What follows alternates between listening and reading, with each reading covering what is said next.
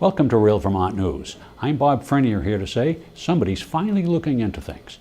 Today, we're looking into the new gun control laws passed by the Vermont legislature and signed by Governor Scott.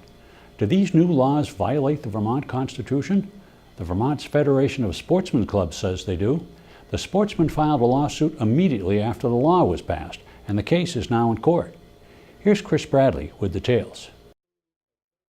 Thanks, Bob. The Vermont Constitution is wonderfully specific and absolute about protecting Vermonters' God-given right to defend themselves.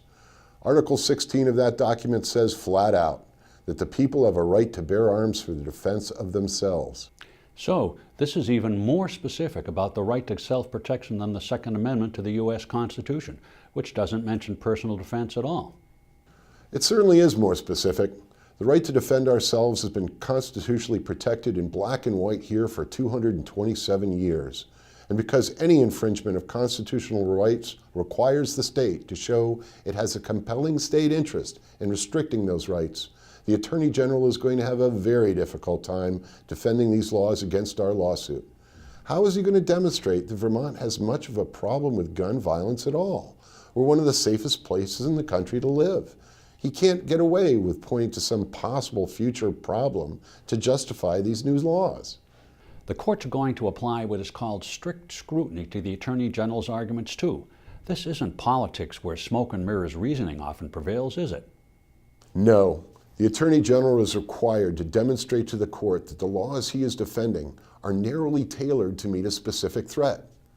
Limiting magazine size, requiring federal background checks before you can sell a gun to your neighbor, forbidding 18 to 20-year-olds from buying guns, and other restrictions all have to be narrowly tailored to improve school safety.